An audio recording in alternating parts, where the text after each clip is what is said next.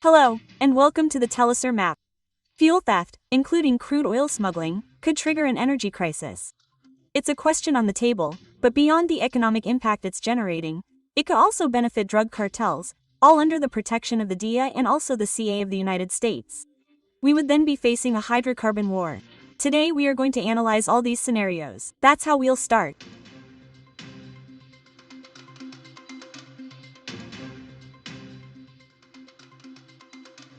For this reason, we propose that you deploy our map and review some key data to understand what this transnational fuel theft network is all about. Let's see.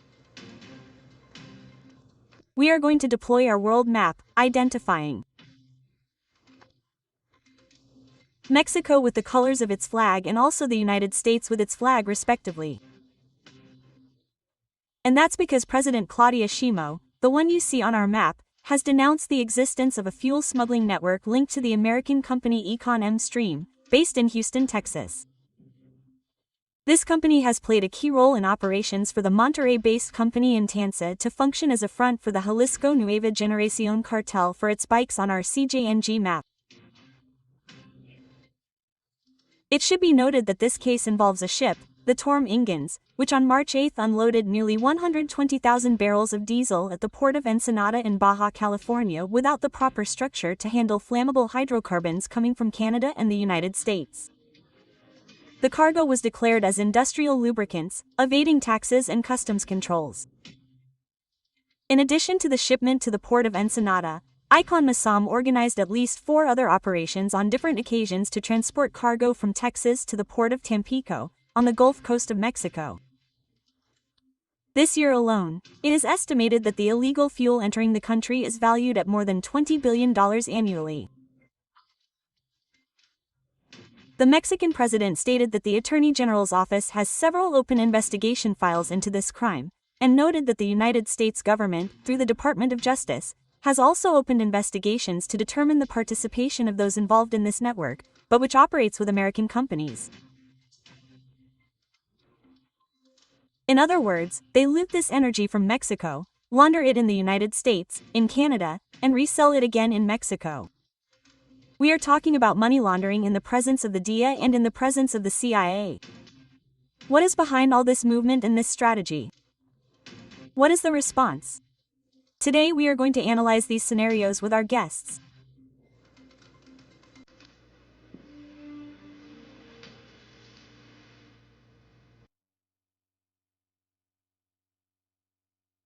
From Mexico we are joined by Dr. Jose Antonio Hernandez Macias. Doctor, it is a pleasure to have you on the Telesur Map. Welcome. How are you? Very good morning. It is a great pleasure to be here with you. Doctor, let's start talking about this topic. Is this a strategy? Is the complaint so serious? What scenario are we facing? Well, we certainly know that the United States has historically never assumed its responsibilities in these types of problems that are very clearly binational, right? Somehow, they have a responsibility in this whole offensive they have against the cartels, against drugs. There's a strong hypocrisy because, for example, they are not only currently involved with large companies that are damaging Mexico's treasury, but it has even been proven that they have been sending large amounts of weapons. 7 out of 10 weapons seized from cartels and organized crime in Mexico come precisely from the United States. And well, on this occasion, speaking of the issue of fuel theft, it is precisely American companies that have seen themselves greatly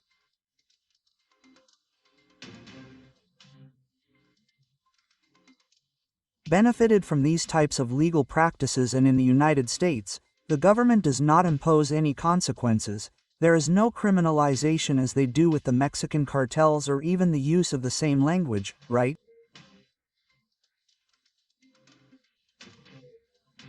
We know that there are also drug cartels in the United States, but they are called by different names with the intention of not having the same consequences as there are in Latin America.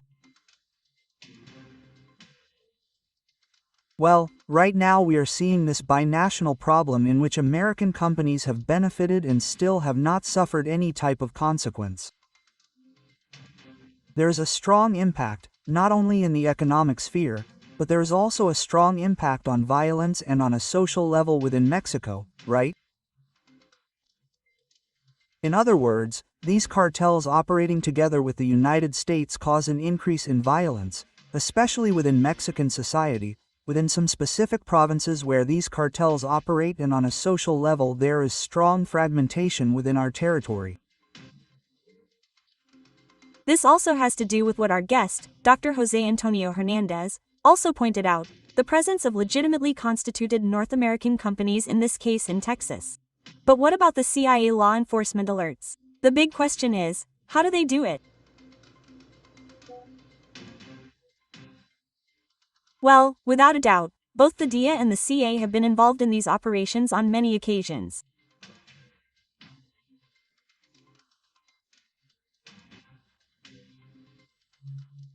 We recently heard a speech by former President Bo Morales in which he mentioned how these types of resources that were seized from certain cartels were shared, and that some of them were destroyed, but that many of those profits were distributed among the high command, right?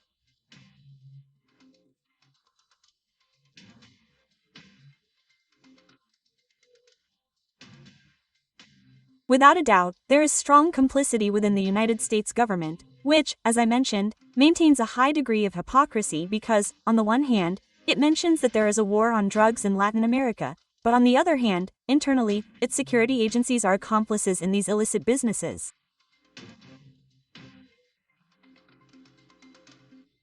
It has nothing more to do with what converges in this direct aggression in the Caribbean and the Pacific, in addition to extrajudicial executions and false flag attacks, operations that are being attempted to be set up to attack Venezuela and the Latin American and Caribbean region. Let's delve deeper into this issue, which is related, of course, given how it operates. As Dr. Jose Antonio Hernandez said, the CIA and the DEA, who do they really benefit? We'll see it when we return from the break, but not before reviewing our scale.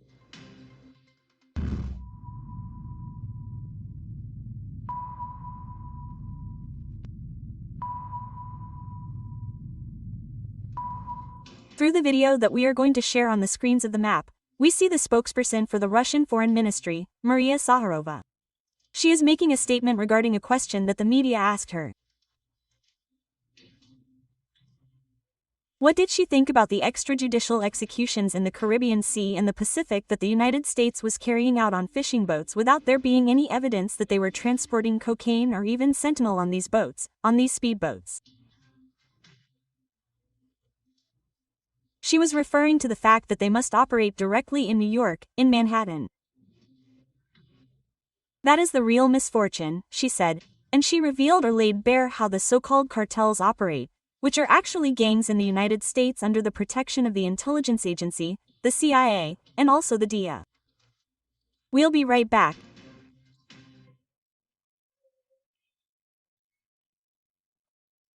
EE.UU.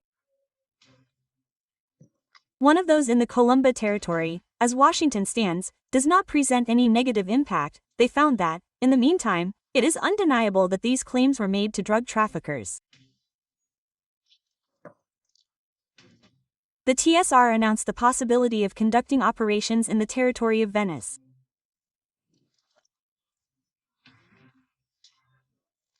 Of course, remember that the United States and the United States do not necessarily need to be extremely aggressive in achieving their special service for drugs with narcotics, drug abuse, and special operations in Manhattan provide. And now we are standing by the bed for a while. And the day is over and the day is over. You can probably tell me that you can get on the phone with your friends, because they are going to tell you, what's up? And how it spreads in New York narcotics. The military forces of the American people are expelling all the more. This information is provided by the Venetian, Colombier and Irenadavian families. The scribes are worried about this, because they can eat fish. To be sure, what happened at the port could be seen in detail in the instructions for this purpose. The strictest order of the state of emergency, which is responsible for the safety of the team, will prevent intercontinental law and elementary moral standards. All this highlights the importance of the state of Latin America, the Caribbean basin, which was passed on to 4-year-old boy of the world. Of course, for a stable and unanticipated division of the region, we have all the differentiated and civilized communities. We confirm our unchangeable solid support for the hands of Venezuela in the protection of national security. They stated that, in the current situation, the Council's insecurity is on the 10th and 17th of October, please, October 10th and 17th the current situation. It is important to maintain the stability of the escalation and ensure that the problems encountered in the future are resolved in constructive link to the use of intermodal rules.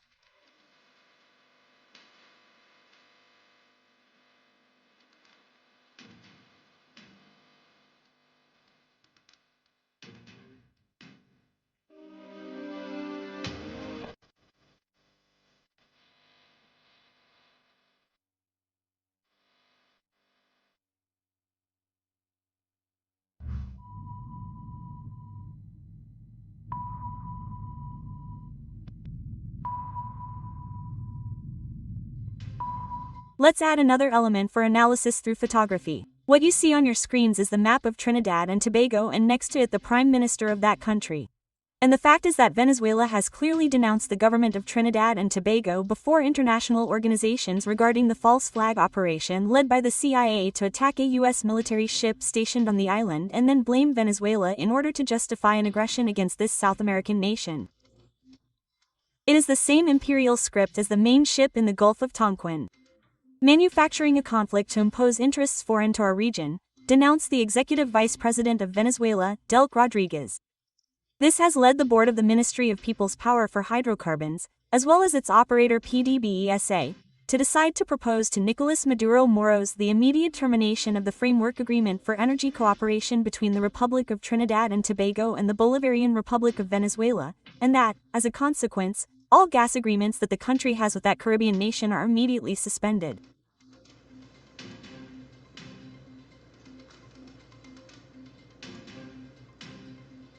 Joining us from Mexico is Pedro Miguel, a journalist and writer, as well as a researcher at UNAM. How nice to have him on the map. Thank you for your time for Telesur. Welcome.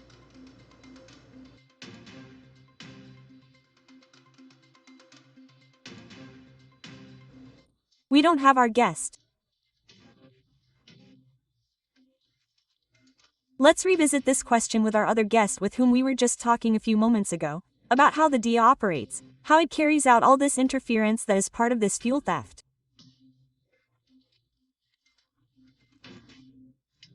Consequently, we saw a very marked position from the executive vice president of Venezuela, Delcy Rodriguez, Jose Antonio Hernandez. I'm talking to you right now. I'm going to ask you emphatically on the screen. She said that we are facing a war over hydrocarbons. In other words, the United States is using a strategy to steal Venezuela's energy, just as, for example, the cartels protected by the CIA, the DIA, and also these American companies do. Of course. From the beginning, we know that the bottom line of this entire offensive by the United States since the government of President Chavez has been its interest not only in hydrocarbons, but in all its natural resources in general. We don't know that the United States needs these natural resources to confront these powers that are somehow positioning themselves at the center of the world system. There has been no talk of this hegemonic transition for several years now. Countries like China and Russia have come to confront this unipolarity that existed on the part of the United States.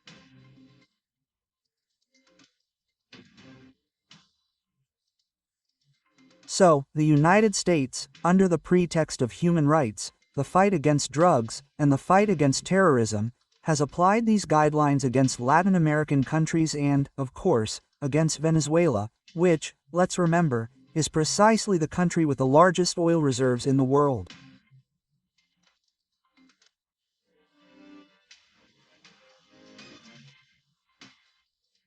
That's why the objectives of the United States within this region are very clear, where fortunately there are countries like Colombia, Mexico, and Brazil that have come out and declared that any type of intervention would be extremely negative for the entire region, right?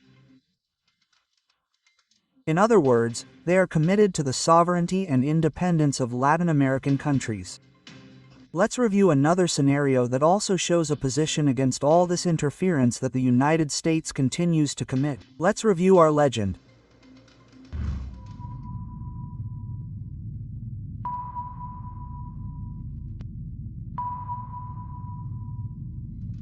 The President of Mexico, Claudia Sheinbaum, sentenced this. We're going to place it on the map screen.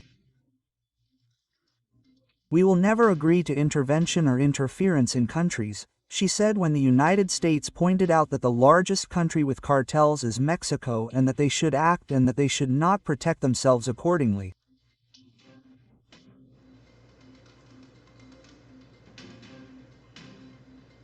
Production tells me that Pedro Miguel is here. Pedro, can you hear us? Welcome. How are you, Paula? Good morning. How are you? We were doing a recount of all this theft of hydrocarbons, that is, energy, that is taking place especially in this region to the north, where the cartels benefit. But this also has to do with the interference that the United States continues to commit or not. This is the question. Is it necessary to violate sovereignty to combat this transnational crime? What do you say? Well, first of all, this statement that Mexico is the country with the most cartels is false. The country with the most cartels is the United States. It has the arms cartel, the money laundering cartel, the drug cartel. EE.UU, which is a cartel that has laundered money for Mexican cartels. It has the alcohol, tobacco and firearms cartel that has given weapons to Mexican cartels. It has the CIA cartel that has designed the cocaine routes from South America to the United States passing through Mexico. Well, let's see. What is at stake here is threatened sovereignty, not because of a desire to do justice or to combat drug trafficking. All of these are lies, they are propaganda fantasies. What is at stake is violating sovereignty in order to politically control the country. In the case of Mexico, to take over natural resources. In the case of Venezuela, to bring down a progressive project. In the case of Colombia, and it seems increasingly evident to me, to take over the drug business 100%. If the United States controls 70% of it, then it wants the other 30%, right? This is the real dispute. A real dispute that is also generating or trying to generate, Pedro Miguel, instability in the Latin American and Caribbean region, right? The presence of a nuclear submarine and today causing scandals, especially when Russia tests a nuclear-powered missile and everyone, I'm referring to the media, the entire media apparatus, including European leaders, saying that this is a latent threat to the entire world. But what happens when this ship has been deployed for more than 7 weeks threatening sovereign peoples? We're even talking about carrying out extrajudicial executions. What do these movements represent?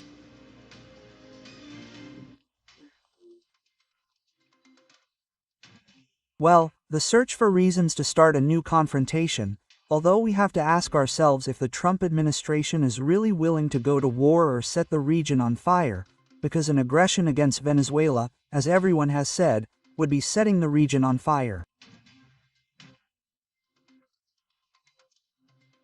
Maybe not. Maybe what Trump is looking for is one of those propaganda triumphs that he loves, like the one he's been using.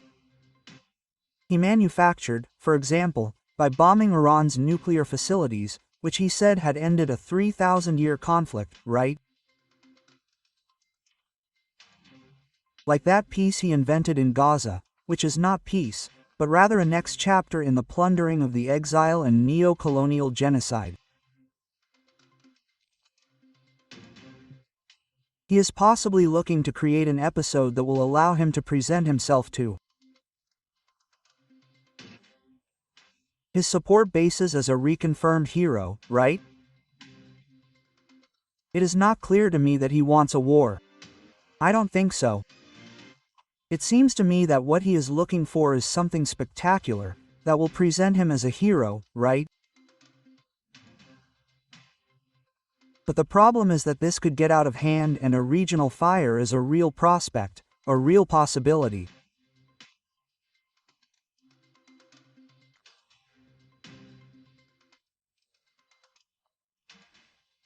Then look, there is a clear component of macho narcissism, violent, paranoid in this whole deployment.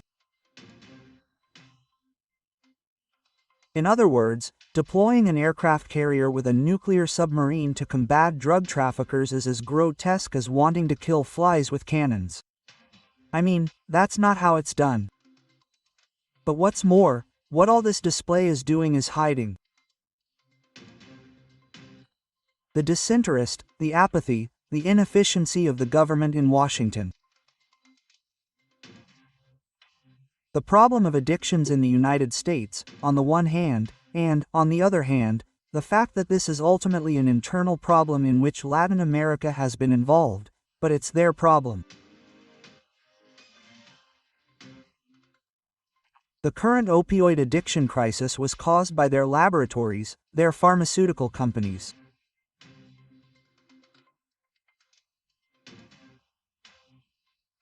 It's their authorities who allowed tons of drugs to enter the country from many places, and it's also their authorities who are experiencing tremendous corruption and decomposition that allows these drugs to enter the United States, be distributed freely on the streets, and affect hundreds of thousands of people.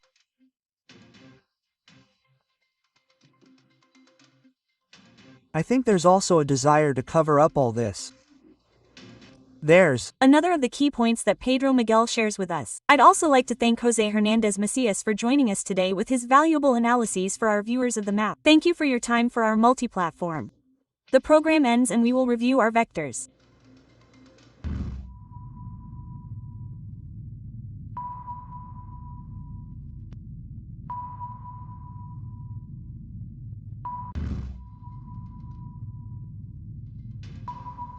Our radar on the map today reflects the three keys on this subject. The United States is complicit with drug cartels. 1. The theft network.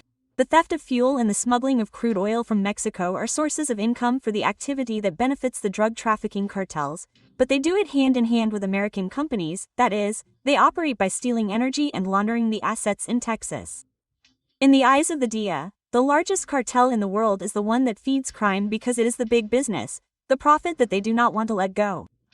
2. War. The hydrocarbon war is what the CIA wants to control in the Caribbean using Trinidad and Tobago for false flag attacks, all to steal the gas from the great deception of the United States Secretary of State, Marco Rubio. Once again, the world sees how the empire is using war and lies to disguise its ambition to control strategic resources such as Venezuelan oil and gas. 3. The CIA. It is precisely this agency that has participated clandestinely in operations that have ended up hitting innocent fishing boats. Under the excuse of combating drug trafficking, more than 30 were extrajudicially executed in the Caribbean and the Pacific. Official figures show that 80% of drug traffickers convicted in the United States are American citizens, not Latin Americans. I'm Paula Perez and the map has been completed. See you in the next edition. Stay tuned.